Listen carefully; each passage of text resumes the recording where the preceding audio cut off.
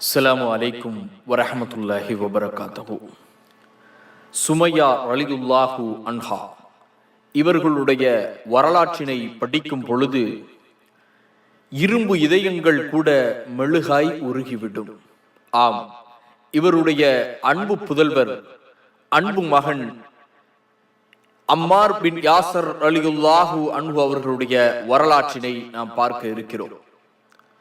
இஸ்லாத்திற்காக முதலாக உயிர் தியாகம் செய்தவர்கள் சுமையா ரலியல்லாஹு அன்ஹா அவர்கள். சுமையா ரலியல்லாஹு அன்ஹா அவர்களையும் அவருடைய கணவர் யாசர் ரலியல்லாஹு அன்ஹு அவர்களையும் இவர்களுடைய மகன் அம்மார் ரலியல்லாஹு அன்ஹு அவர்களையும் அன்றைய குறைஷிகள் கொடுமைப்படுத்திய செய்தியெல்லாம் நாமெல்லாம் படிக்கக்கூடிய நேரத்திலே நமக்கு இறை அச்சம் அதிகமாகும். நம்முடைய கண்கள் கண்ணீரை வடிக்கச் செய்யும். அப்படிப்பட்ட தியாக வரலாற்றை தான் நாம் இப்பொழுது பார்க்க இருக்கிறோம். அம்மார் ரலியல்லாஹு அன்ஹு அவர்களுடைய தாயார் சுமையா ரலியல்லாஹு அன்ஹா அவர்கள் பட்ட கஷ்டங்கள் எல்லாம் நமக்கு ஓரளவு தெரிந்திருக்கும். அன்றைய காலகட்டத்திலே இஸ்லாத்தை ஆரம்ப காலகட்டத்தில் ஏற்றவர்களில் 7 நபர்களில் சுமையா ரலியல்லாஹு அன்ஹு அவர்களும், யாசர் ரலியல்லாஹு அன்ஹு அவர்களும், அம்மார் ரலியல்லாஹு அன்ஹு அவர்களும் அடங்குவார்கள். இந்த செய்தி இப்னு மாஜாவிலே 143வது ஹதீஸாக இடம்பெறுகின்றது.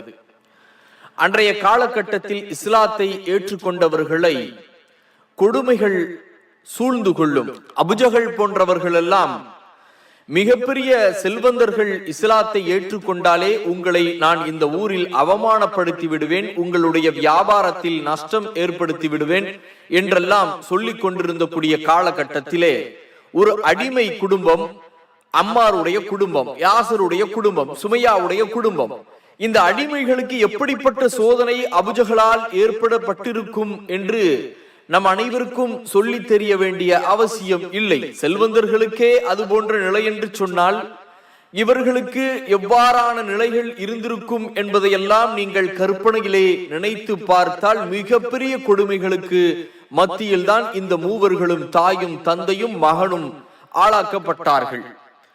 அம்மார் ரலியல்லாஹு அன்ஹு அவர்களுடைய குடும்பம் எங்கெல்லாம் சோதனைக்கு உள்ளாக்கப்படுகின்றதோ அங்கெல்லாம் நபிகள் நாயகம் ஸல்லல்லாஹு அலைஹி வஸல்லம் அவர்கள் விரைந்து சென்று விடுவார்கள். இந்த மூவரின் வரலாறு என்பது மிக முக்கியமான வரலாறு இஸ்லாத்தில். இப்பொழுது நாம் அம்மார் ரலியல்லாஹு அன்ஹு அவர்களுடைய வரலாற்றினை நாம் பார்க்க இருக்கிறோம். பிறகு நாம் யாசர் ரலியல்லாஹு அன்ஹு அவர்களுடைய வரலாற்றையும் சுமையா ரலியல்லாஹு அன்ஹு அவர்களுடைய வரலாற்றையும் நாம் பார்க்கலாம். அல்லாஹு ரப்புல் ஆலமீன் திருக்குர்ஆனிலே 29வது அத்தியாயம் 2வது வசனத்தில், நீங்கள் நம்பிக்கை கொண்டு விட்டீர்கள் என்பதற்காக நீங்கள் சோதிக்கப்படாமல் விட்டு விடுவீர்களா என்று அல்லாஹு ரப்புல் ஆலமீன் இந்த குர்ஆனிலே கூறுகின்றார். நாம் இஸ்லாத்தை எடுத்துக்கொண்டோம், இஸ்லாத்தை வாழ்க்கை நெறியாக பின்பற்றுகின்றோம், அல்லாஹ் நமக்கு உதவி செய்கின்றான். ஆனால் அல்லாஹு ரப்புல் ஆலமீன் குர்ஆனிலே கூறுகின்றான், நீங்கள் இஸ்லாத்தை ஏற்றுக்கொண்டால் நிச்சயமாக உங்களுக்கு சோதனைகள் உண்டு என்று சொல்லுகின்றான். இது நம்மளுடைய இறை அச்சத்தை பிறர் தெரிய வேண்டும் என்பதற்காக அல்லாஹ் ரப்புல் ஆலமீன் ஏற்பாடு செய்த ஒரு சோதனை.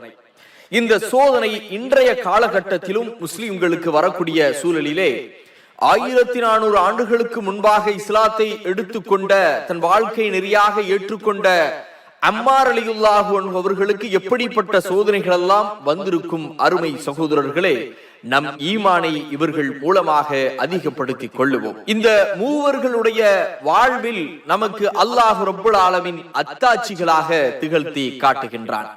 அண்ணல் நபி ஸல்லல்லாஹு அலைஹி வஸல்லம் அவர்கள் சாலை வழியாக சென்று கொண்டிருந்த போது யாசர் அவர்களுடைய குடும்பம் சித்திரவதை செய்யப்படுவதை பார்ப்பார்கள். அவர்களின் அஞ்சா நெஞ்சத்தையும் அசையா உறுதியையும் மெஞ்சுவார்கள் பிற நபித்தோழர்களுக்கு மத்தியிலே. அதே நேரத்தில் அவர்கள் படும் துயரத்தை பார்த்து அண்ணல் நபி ஸல்லல்லாஹு அலைஹி வஸல்லம் அவர்கள் மனம் உருகுவார்கள்.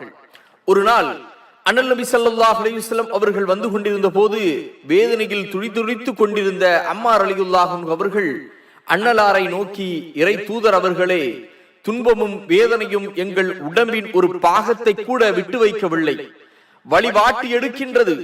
நோவு இல்லாத இடமே எங்கள் உடம்பில் இல்லை யா ரசூலல்லாஹ் என்று அம்மார் ரலியல்லாஹு அன்ஹு அவர்கள் நபிகள் நாயகம் ஸல்லல்லாஹு அலைஹி வஸல்லம் அவர்களிடம் சொன்னபோது இதை கேட்ட நபி ஸல்லல்லாஹு அலைஹி வஸல்லம் அவர்கள், அம்மார் அவர்களே, சகித்துக் கொள்ளுங்கள், யாசிரின் குடும்பத்தினரே பொறுமையை மேற்கொள்ளுங்கள், சகித்துக் கொள்ளுங்கள், உங்களுக்கென்று தீர்மானிக்கப்பட்ட இடம் அல்லாஹ் வைத்துக் கொண்டிருக்கக்கூடிய சுவர்க்கம் என்று நபிகள் நாயகம் ஸல்லல்லாஹு அலைஹி வஸல்லம் அவர்கள் இந்த குடும்பத்திற்கு நற்செய்தி கூறினார்கள். இந்த செய்தி ரவாஹுல் ஹாக்கிம் என்கின்ற நபிமொழி தொகுப்புகளிலே பதிவு செய்யப்பட்டிருக்கிறது. அம்மார் ரலியல்லாஹு அன்ஹு அவர்களுக்கு இழைக்கப்பட்ட வேதனை படலங்களை நபி தோழர்கள் கவலையுடன் கூறுவார்கள். அம்ர் இப்னுல் ஹாக்கம் ரலியல்லாஹு அன்ஹு அவர்கள் அறிவிக்கின்றார்கள், அம்மாருக்கு கொடுக்கப்படும் வேதனையால் தாம் என்ன செய்து கொண்டிருக்கிறோம் என்று கூட தெரியாத அளவிற்கு அவருடைய சுய நினைவு இழந்து விடுவார் என்று நபி தோழர்கள் இவரை கூறுகின்றார்கள். அது மட்டுமல்ல, அம்ர் இப்னு மைமூன் ரலியல்லாஹு அன்ஹு அவர்கள் அறிவிக்கின்றார்கள், இஸ்லாத்தை ஏற்றுக்கொள்ளாத குறைஷிகள் அம்மார் ரலியல்லாஹு அன்ஹு அவர்களை தீயிட்டு பொசுக்குவார்கள், தீயிட்டு கொடுமைப்படுத்துவார்கள்.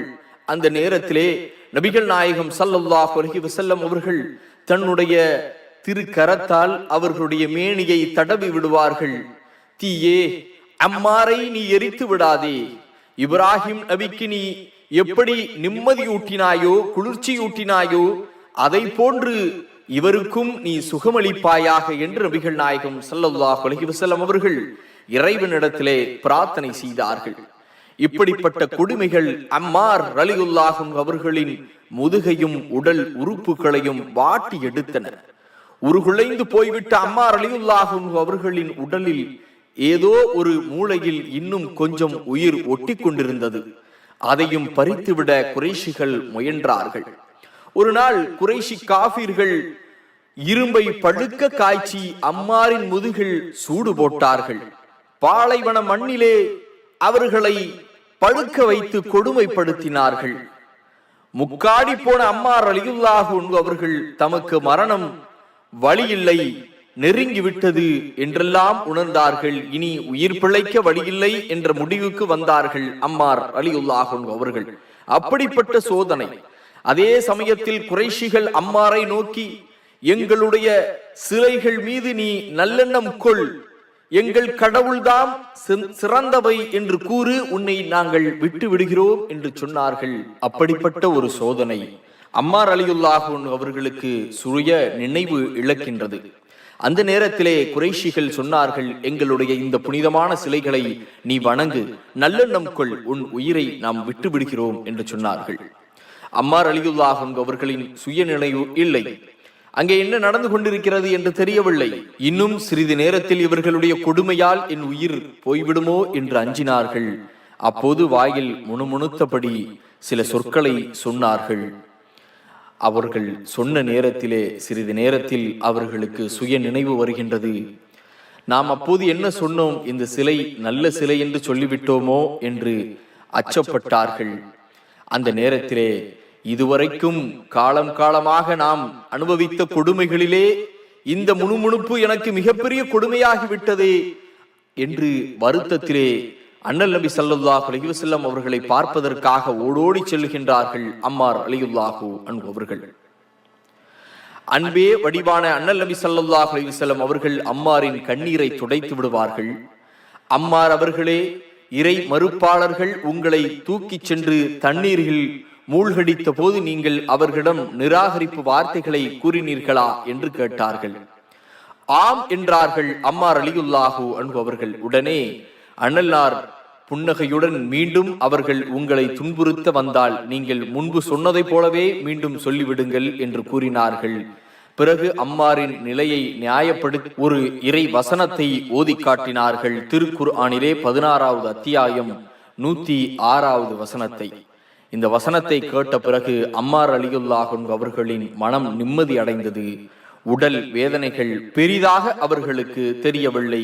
வற்புறுத்தலினால் மொழிந்த நிராகரிப்பு சொற்களை இறைவன் மன்னித்து விடுவான் என்பதையே அவருக்கு பெரும் ஆறுதலாக இருந்தது. இதற்கு பிறகு கொடுமைகளால் முன்னிலைப்படுத்தப்பட்டால் அம்மார் ரலியல்லாஹு அன்ஹு அவர்கள் திடமான உறுதியுடன் நிலைத்து நின்று தமது ஈமானை காப்பாற்றிக் கொள்ளுவார்கள்.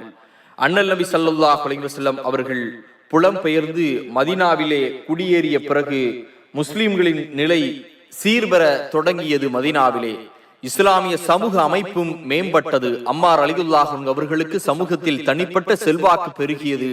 அண்ணலார் அவர்கள் அம்மாரை மிகவும் நேசித்தார்கள். அம்மாரின் இறை நம்பிக்கையையும் நேர்மையையும் போக்கையும் தம் தோழர்களிடம் எடுத்து கூறிக்கொண்டே இருப்பார்கள். நபிகள் நாயகம் ஸல்லல்லாஹு அலைஹி வஸல்லம் அவர்கள் நபிகள் நாயகம் ஸல்லல்லாஹு அலைஹி வஸல்லம் அவர்களால் கட்டப்பட்ட மஸ்ஜிதுன் நபவிக்கு அம்மார் ரலியல்லாஹு அன்ஹு அவர்களும் தன்னுடைய கைகளால் கற்களை எடுத்து செல்லுவார்கள். அந்த நேரத்திலே அவர்கள் மீது தூசி படும் அம்மார் மீது. அப்போது நபிகள் நாயகம் ஸல்லல்லாஹு அலைஹி வஸல்லம் அவர்கள் அம்மார் ரலியல்லாஹு அன்ஹு அவர்கள் மேல் இருக்கக்கூடிய தூசியை தட்டி விடுவார்கள். இந்த செய்தி புகாரியிலே பதிவு செய்யப்பட்டிருக்கிறது. அஹமது என்கின்ற நபிமொழி தொகுப்பிலே பதிவு செய்யப்பட்டிருக்கிறது. ஹாலித் பின் வலீத் ரலியல்லாஹு அன்ஹு அவர்களுக்கும் அம்மார் ரலியல்லாஹு அன்ஹு அவர்களுக்கும் இடையில் சிறு மனக்கசப்பு கருத்து வேறுபாடு தோன்றிய போது அண்ணல் நபி ஸல்லல்லாஹு அலைஹி வஸல்லம் அவர்கள் கூறினார்கள், அம்மாரை யார் பகைத்துக் கொள்ளுகின்றார்களோ அவரை அல்லாஹ் பகைத்துக் கொள்ளுவான். அம்மாரை யார் சினம் அதாவது திட்டுகின்றார்களோ அவரை அல்லாஹ் சினத்துரைப்பான் என்று நபி ஸல்லல்லாஹு அலைஹி வஸல்லம் அவர்கள் சொன்ன பொழுது இதை கேட்ட மாவீரர் ஹாலித் பின் வலீத் அவர்கள் ஓடோடி சென்று அம்மாருடன் தாம் நடந்து கொண்ட முறை சரியல்ல என கூறி மன்னிப்பு கேட்டார்கள். நபிகள் நாயகம் ஸல்லல்லாஹு அலைஹி வஸல்லம் அவர்கள் உருவாக்கி வைத்த ஒரு பெரும் படை இதுதான். அண்ணலாரிடம் அம்மாருக்கு எவ்வளவு மதிப்பிருந்தது என்பதையும் இந்த நிகழ்வு எடுத்து காட்டுகின்றது.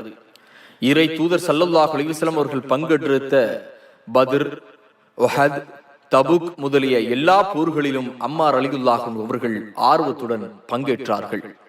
கலிஃபா அபூபக்கர் ரலியல்லாஹு அன்ஹு அவர்களின் ஆட்சியின் போது நடைபெற்ற யமாமா போரிலும் அம்மார் ரலியல்லாஹு அன்ஹு அவர்கள் தமது முழு வீரத்தையும் காட்டினார்கள். அதன் பின்னர் பாரசீக ரோமபுரி வல்லரசுகளுடன் ஏற்பட்ட போர்களிலும் அவர்கள் தைரியமாக பங்கெடுத்தார்கள்.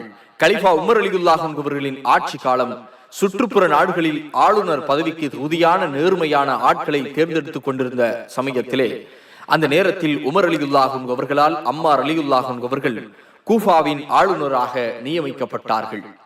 நபித்தோழர் இப்னு மசூத் ரலியல்லாஹு அன்ஹு அவர்களை அம்மாருடன் பைத்துல் மாலின் ஆணையாளராகவும் அனுப்பிவிட்டு கூபா மக்களுக்கு இந்த செய்தியை அறிவிக்க ஒரு கடிதமும் எழுதினார்கள்.